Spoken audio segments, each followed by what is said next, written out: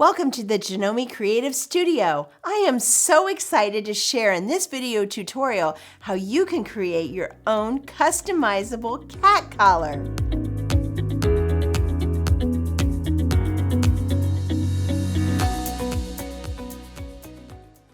Before we begin, let's go over all the materials you're going to need to make this cute customizable cat collar.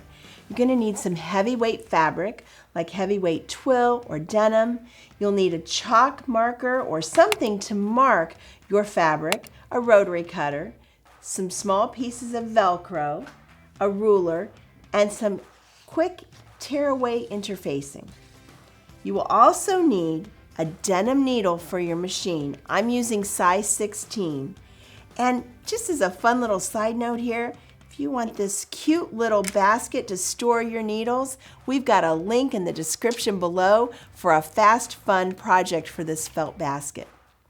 Now that you have everything that you're going to need, let's dive in and get started with what to cut. I started by cutting this piece of twill about 13.5 inches long by 2.25 inches wide. You'll also need to cut your interfacing to be the same length, about 13.5 inches, and make it 2 inches wide. So it's just a little bit smaller in width than your fabric. You'll also need your little pieces of Velcro ready to go for later on. Now, once you've cut your twill or your denim, it's very important that you take your marker or whatever your pencil or marking implement is, and you're going to mark the center line down the length. And then, before you mark the center where it is along the width, you're going to want to sew out a little sample on some sample fabric. And I've done that here before I ever start working on my actual cat collar so that we have the width of the name you want to use. And of course, you all know I love my Cheeto Puff, so I've done Cheeto right here. And now it's going to be easy when you have the fabric, you want to fold it in half and just finger press lightly so that you know where the center is. Then, because I've already stitched out the name, I can mark exactly how wide of a space to leave for the name when I get to that part of the stitching on the actual collar. So that's all you're going to need to do, and you can put any kind of name or personalization that you want while still using those hand stitch style stitches.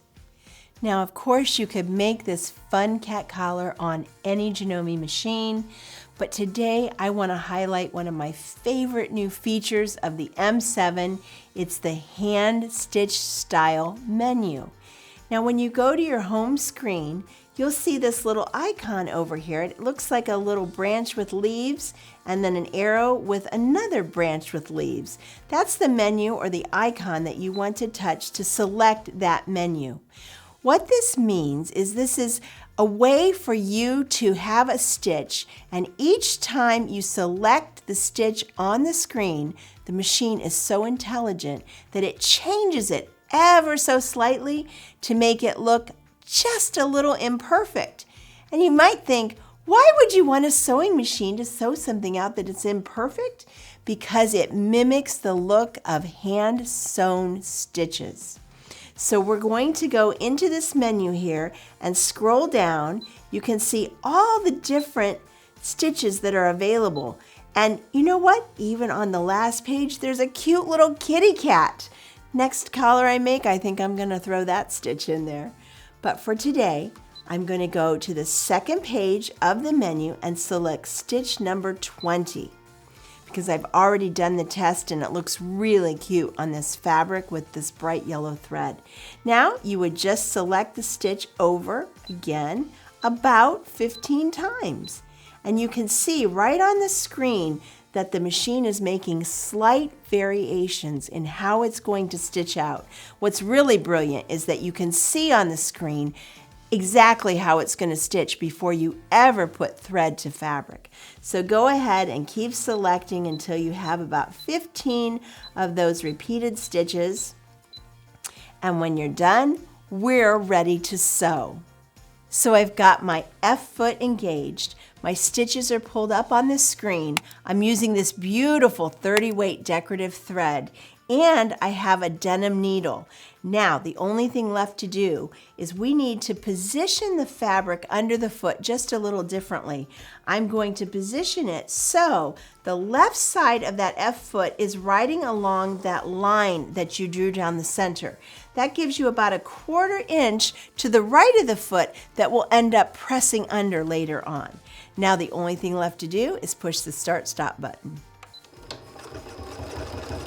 Now, as you get close to the markings where you're going to insert the name, you want to hold the stop button down so it will slow down the stitches and you can control where you stop stitching.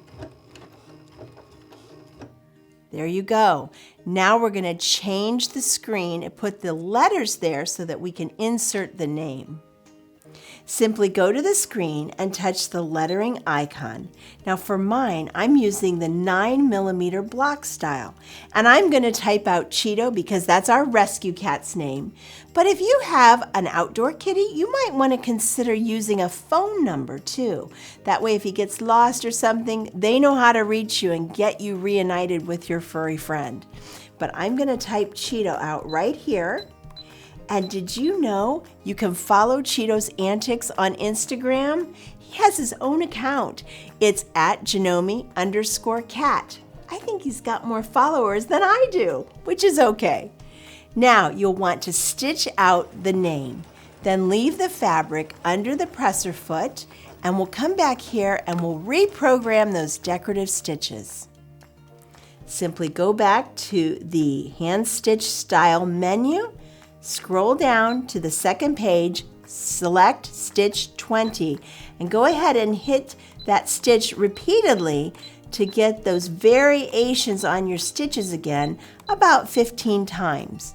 Now we can finish stitching on the collar, and I'll show you everything you need to do to finish the collar up. Now it's time to press. You're going to want to use a hot iron for this, probably a hot dry iron, and we're going to fold each of the long raw edges down by about a 1/4 inch. As a guide, when you press down this side, it should align with the stitching. Now if your fabric is extra stiff and not wanting to stay pressed, you can always use a straight pin or two or even some of those magic clips to keep it folded over. Now it's time to press the other side. Again, we just want about a 1/4 inch and press it so it lays nice and flat if you can. So now we'll just fold the collar in half, wrong sides together. Now we're ready to top stitch that open end closed. Let's go to the machine. First thing we're going to do is select the straight stitch from the home menu, and we're going to change it ever so slightly. First, I would like you to move the needle position to the far right, which means for the stitch width, you would select 9.0. Now remember, this is stitch number 1. It's just a straight stitch. But what it does is it moves the needle over to the far right position. The other thing we're going to do is change the stitch length, and we're going to go up to 3.2. Now that's all done. We're still going to use our denim needle with the 30 weight thread, and we're going to also change from the F foot to the A foot.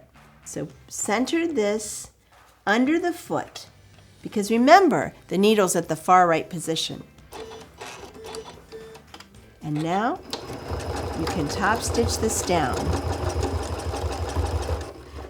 Just make adjustments as you go to make sure that those little pressed edges stay tucked under. So just do a few inches at a time and then stop and readjust and make sure everything is tucked in there nice and neat. And then sew a few more inches. It doesn't take long. Now that we've finished our top stitching, there's not much more to do before we complete this cute little cat collar. At this point, you would want to take the collar and literally try it on as a pattern around your own cat's neck. If it's a little too big, this is when you could trim it down.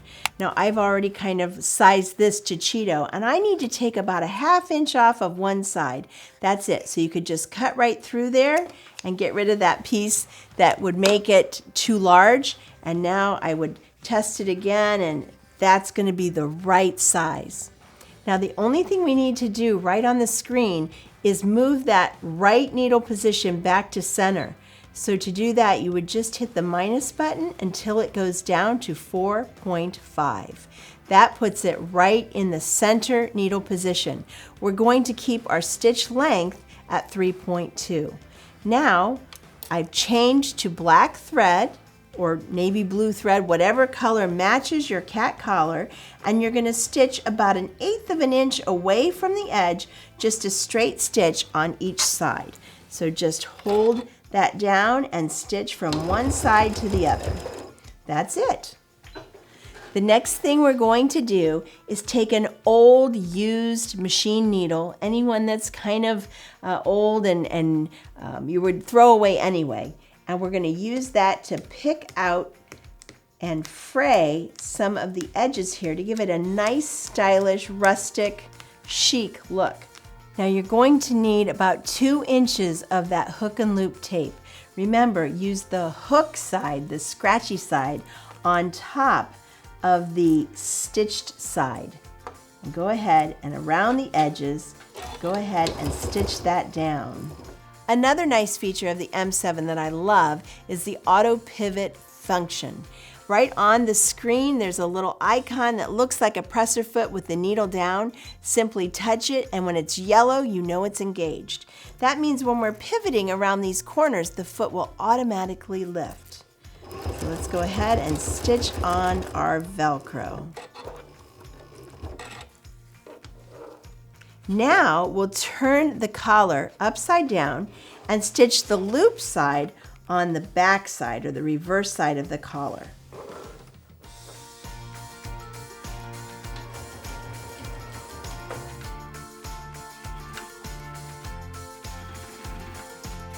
For all you cat lovers out there like me, I can't wait for you to try this fast and fun project. I know you're going to have fun customizing it with the hand-stitched style technique and making it completely personal for your favorite furry friend. Now I need to go put this on Cheeto.